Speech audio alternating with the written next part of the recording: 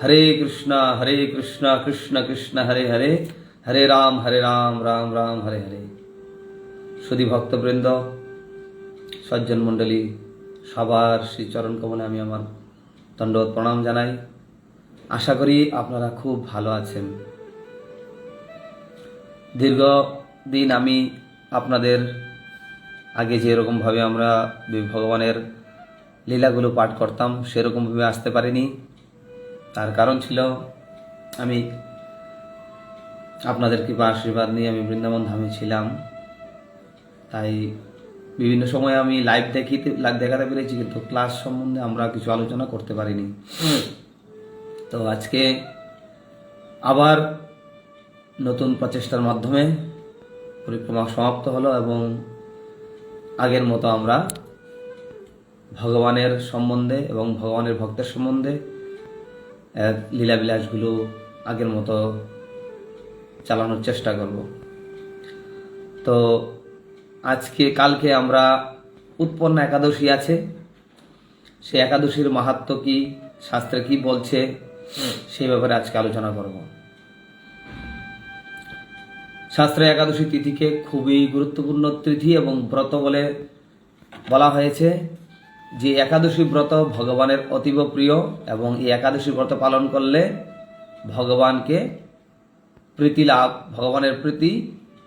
প্রীতি করা যায়, ভগবান খুশি হন এবং আমরা ভক্তির পথে অগ্রসর হই। ভক্তি জীবনে অগ্রসর হওয়ার খুবই গুরুত্বপূর্ণ একটা ব্রত, সেটা হচ্ছে একাদশী তিথি বা হরিবাসর তিথি। তো এই একাদশী তিথি আমাদের সবারই করা উচিত। তো আগামীকাল হচ্ছে উৎপন্ন একাদশী এবং উৎপন্ন একাদশী তিথি সম্বন্ধে শাস্ত্রে কি বলছে তা আমরা আজকে আলোচনা করব। হরে কৃষ্ণ। উৎপন্ন একাদশী তিথি কি যায়? অর্জুন বললেন, হে দেব, অগ্রহায়ণের পুণ্য প্রদায়ী কৃষ্ণ পক্ষের একাদশীকে কেন উৎপন্না বলা হয় এবং কি জন্যই বা এই একাদশী পরম পবিত্র ও দেবতাদেরও প্রিয় তা জানতে ইচ্ছা করি। আপনি কৃপা করে আমাকে তা বলুন। শ্রী ভগবান বললেন, হে পৃথাপুত্র, পূর্বে সত্যযুগে মূর নামে এক দানব ছিল। অদ্ভুত আকৃতি বিশিষ্ট সেই দানবের স্বভাব ছিল অত্যন্ত কোপন। সে দেবতাদেরও ভীতিপ্রদ ছিল। যুদ্ধে দেবতাদের এমনকি স্বর্গরাজ ইন্দ্রকে পর্যন্ত পরাজিত করে স্বর্গ থেকে বিতাড়িত করেছিল। এইভাবে দেবতারা পৃথিবীতে বিচরণ করতে বাধ্য হয়েছিল। তখন দেবতারা মহাদেবের কাছে গিয়ে নিজেদের সমস্ত দুঃখ সবিস্তারে জানালেন। শুনে মহাদেব বললেন, হে দেবরাজ, যেখানে শরণাগত বৎসল জগন্নাথ গরুধ্বজ বিরাজ করছেন, তোমরা সেখানে যাও। তিনি আশ্রিতদের পরিত্রাণকারী, তিনি নিশ্চয়ই তোমাদের মঙ্গল বিধান করবেন। দেবাদিদেবের কথা মতো দেবরাজ ইন্দ্র দেবতাদের নিয়ে ক্ষীর সমুদ্রের তীরে গমন করলেন। জলে শায়িত শ্রীবিষ্ণুকে দর্শন করে দেবতারা হাত জোর করে তার স্তব করতে লাগলেন। স্তুতির মাধ্যমে নিজ নিজ দৈন্য ও দুঃখের কথা তারা ভগবানকে জানালেন। ইন্দ্রের কথা শুনে ভগবান নারায়ণ বললেন, হে ইন্দ্র, সেই মূর দানব কিরকম, সে কেমন শক্তিশালী তা আমায় বলো। ইন্দ্র বললেন, হে ভগবান, প্রাচীনকালে ব্রহ্মবংশে তালজঙ্ঘা নামে এক অতি পরাক্রমী অসুর ছিল। তারই পুত্র সেই মূর অত্যন্ত বলশালী, ভীষণ উৎকট ও দেবতাদেরও ভয় উৎপাদনকারী। সে চন্দ্রাবতী নামে এক পুরীতে বাস করে। স্বর্গ থেকে আমাদের বিতাড়িত করে তার স্বজাতি কাউকে রাজা, কাউকে অন্যান্য দিকপাল রূপে প্রতিষ্ঠিত করে এখন সে দেবলোক সম্পূর্ণ অধিকার করেছে। তার প্রবল প্রতাপে আজ আমরা পৃথিবীতে বিচরণ করছি।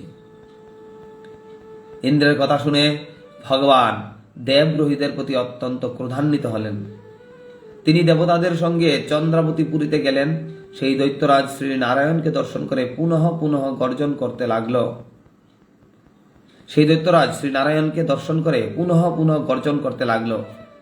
দেবতা ও অসুরের মধ্যে তুমুল যুদ্ধ শুরু হয়ে গেল। যুদ্ধে দেবতারা পরাজিত হয়ে এদিক ওদিক পালিয়ে গেল। তখন যুদ্ধক্ষেত্রে শ্রী নারায়ণকে একা দেখে সেই দানব তাকে দাঁড়াও দাঁড়াও বলতে লাগলো।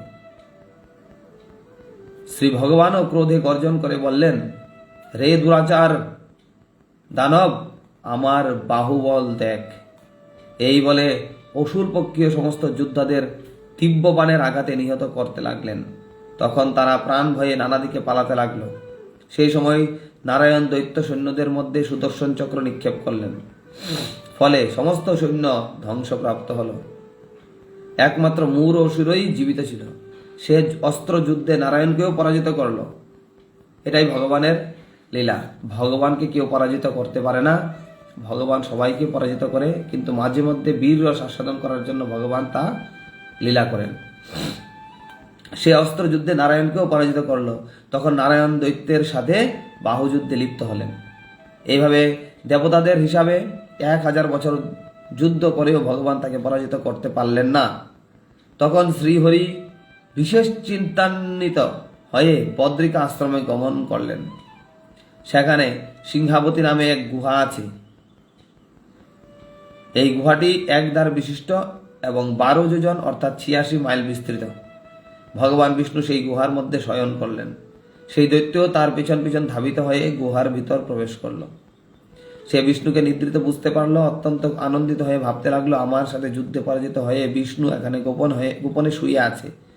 এখন আমি তাকে অবশ্যই বধ করব। দানবের এইরকম চিন্তার সঙ্গে সঙ্গে শ্রী বিষ্ণুর শরীর থেকে একটি কন্যা উৎপন্ন হলো। সেই কন্যাটি ছিল উৎপন্না। এই কন্যাই উৎপন্না একাদশী। তিনি রূপবতী, সৌভাগ্যশালিনী, দিব্য অস্ত্র শস্ত্রধারিণী ও বিষ্ণু তেজ সম্ভূতা বলে মহাপরাক্রমশালী ছিলেন। দৈত্যরাজ সেই স্ত্রীরূপিণী দেবীর সাথে তুমুল যুদ্ধ শুরু করল। কিছুকাল যুদ্ধের পর দেবীর দিব্য তেজে অসুর ভস্মীভূত হয়ে গেল। তারপর বিষ্ণু জেগে উঠে সেই ভস্মীভূত দানবকে দেখে বিস্মিত হলেন। এক দিব্য কন্যাকে তার পাশে হাত জোর করে দাঁড়িয়ে থাকতে দেখলেন। বিষ্ণু বললেন, হে মহাপরাক্রান্ত উগ্রমূর্তি, এই মূঢ় দানবকে কে বধ করল? যিনি একে হত্যা করেছে তিনি নিশ্চয়ই প্রশংসনীয় কর্ম করেছে। সেই কন্যা বললেন, হে প্রভু, আমি আপনার শরীর থেকে উৎপন্ন হয়েছি। আপনি যখন ঘুমিয়েছিলেন তখন এই দানব আপনাকে বধ করতে চেয়েছিল। তা দেখে আমি তাকে বধ করেছি। আপনাদের কৃপাতেই আমি তাকে বধ করতে পেরেছি। একথা শুনে ভগবান বললেন, আমার পরাশক্তি, তুমি একাদশীতে উৎপন্ন হয়েছে, তাই তোমার নাম হবে একাদশী। আমি এই ত্রিলোকে দেবতা ও ঋষিদের অনেক বর প্রদান করেছি। হে ভদ্রে, তুমিও তোমার মন মতো বর প্রার্থনা করো, আমি তোমাকে তা প্রদান করব। একাদশী বললেন, হে দেবেশ, ত্রিভুবনের সর্বত্র আপনার কৃপায় সর্ববিঘ্ন নাশিনী ও সর্বদায়িনী রূপে যেন পরম পূজ্য হতে পারে, এ বিধান করুন। আপনার প্রতি ভক্তিবশত যারা শ্রদ্ধা সহকারে আমার ব্রত উপবাস করবে তাদের সর্বসিদ্ধি লাভ হবে, এই বর প্রদান করুন। বিষ্ণু বললেন, হে কল্যাণী, তাই হোক। উৎপন্না নামে প্রসিদ্ধ তোমার ব্রত পালনকারীর সমস্ত ইচ্ছা পূর্ণ হবে। তুমি তাদের সকল মনোবাসনা পূর্ণ করবে, এতে কোনো সন্দেহ নেই। তোমাকে আমার শক্তি বলে মনে করি, তাই তোমার ব্রত পালনকারী সকলে আমারই পূজা করবে। এর ফলে তারা মুক্তি লাভ করবে। তুমি হরিপ্রিয়া নামে জগতে বিখ্যাত হবে। তুমি ব্রত পালনকারীর শত্রু বিনাশ, পরম গতি দান এবং সর্বসিদ্ধি প্রদান করতে সমর্থ হবে। ভগবান বিষ্ণু এইভাবে উৎপন্না একাদশীকে প্রদান করে অন্তর্হিত হলেন। সমস্ত ব্রতকারী দিবারাত্রি ভক্তিপরায়ণ হয়ে এই উৎপন্না একাদশীর উৎপত্তির কথা শ্রবণ কীর্তন করলে শ্রীহরির আশীর্বাদ লাভে ধন্য হবেন। এই ছিল উৎপন্না একাদশী তথা একাদশী তিথি কি করে উৎপন্ন হলো বা একাদশী কিভাবে এই জগতে এলো এবং যার ফলে আমরা একাদশী ব্রত পালন করতে পারছি সেটার মাহাত্ম্য। তো এখন আপনারা যারা যারাই এই একাদশী তিথির কথা শুনলেন তারা খুবই সৌভাগ্যবান এবং সৌভাগ্যবতী, কারণ ভগবানের কৃপা ছাড়া এই একাদশী পরম গুহ্য, ভগবানের পরম পবিত্র হরিবাসর তিথির কথা শোনা যায় না। তো অবশ্যই সকলে একাদশী ব্রত পালন করবেন এবং ভগবানের মহান কৃপা বলে বলিয়ান হয়ে ভক্তি জীবনে উত্তরোত্তর অগ্রসর হবেন। আশা করি শাস্ত্রের কথা শুনে আপনাদের সবাই ভালো লাগলো। আমাদের প্রত্যেকের একাদশী ব্রত পালন করা উচিত এবং তা করলে আমাদের নিজ কল্যাণ হবে। এবং আমরা যদি এই একাদশী ব্রত আমাদের বিগত যারা হয়েছে তাদের উদ্দেশ্য অর্পণ করতে চাই, তাও করতে পারেন, তাহলে ওনাদেরও পরম মঙ্গল সাধিত হবে। আসুন সবাই মিলে, কি সদবা কি বিধবা, সবাই আমরা একাদশী ব্রত পালন করতে পারে। কোথাও লেখা নেই যে এরাই শুধুমাত্র এইজনই একাদশী করবে, এরা করতে পারবে না। সবাই একাদশী ব্রত পালন করতে পারে, তাতে কোনো অসুবিধা নেই। সবাই একাদশী ব্রত পালন করলে ভগবান, এই যে বললাম কথাগুলো, যে ভগবান এখানে বলছেন যে তোমাকে যে পালন করবে সে আমারই কৃপা লাভ করবে। তো একাদশী ব্রত যদি আমরা নিষ্ঠা সহকারে পালন করি তাহলে ভগবানের প্রিয় হতে পারবো এবং একাদশী দেবীরও কৃপা আমাদের উপর বর্ষিত হবে। একাদশী তিথিতে খুব তাড়াতাড়ি জেগে উঠে মঙ্গল আরতি, তারপর তুলসী আরতি, এগুলো হরিবাসর তিথিতে বেশি করে নাম জপ, গীতা পাঠ, ভাগবতম অধ্যয়ন, যারা যারা অনেকে অষ্টোত্তর শতনাম পাঠ করে এবং বিভিন্ন ভগবানের হরি ভজনগুলো আমরা যদি ভক্তিবিনোদ ঠাকুরের লেখা এগুলো যদি আমরা পাঠ করি, নিজে শুনি এবং অপরকে শোনাই এবং ভক্তির প্রচার করি, তাহলে ভগবান প্রসন্ন হবেন। মহাপ্রভু আমাদেরকে বলে গেছেন, পৃথিবীতে আছে যত নগরাদি গ্রাম সর্বত্র প্রচার হইবে মোর নাম। আমরা যদি মহাপ্রভুর সেই বাণীকে ধরে, প্রভুপাদের সেই বাণীকে ধরে আমরা যদি প্রত্যেকে ভগবানের বাণীর প্রচার করতে পারি, আমরা এদিক ওদিক ভেদাভেদ না করি, এই দল ওই দল বিভক্ত না হই। আমরা তো রাজনীতিবিদ না যে এই দল এই দল বিভক্ত করব। আমরা আমাদের ভক্তির প্রচার করি, আমরা আমাদের মহাপ্রভুর বাণীর প্রচার করি, তাহলে অবশ্যই আচার্যগণ, জগৎগুরু শিলা প্রভুপাদ, গুরু মহারাজ, আপন আপন গুরুদেব সবাই প্রসন্ন হবেন। তো আমরা আসুন একাদশী ব্রত পালন করি এবং হরিবাসর তিথি ভালো করে উদযাপন করে ভক্তির বলে বলিয়ান হয়ে মহাপ্রভুর বাণী সবাই প্রচেষ্টা করি। সবাই ভালো থাকবেন, সুস্থ থাকবেন এবং হরিনাম করবেন। হরে কৃষ্ণ কৃষ্ণ কৃষ্ণ হরে হরে, হরে রাম রাম রাম হরে হরে। জগৎগুরু শ্রীলা প্রভুপাদ কি জয়। ইস্কন ফাউন্ডার আচার্য জগৎগুরু শ্রীলা প্রভুপাদ কি জয়। पतित पावन गुरुदेव गुरु महाराज की जय। निताय गौर प्रमानंदे। हरि हरि बोल।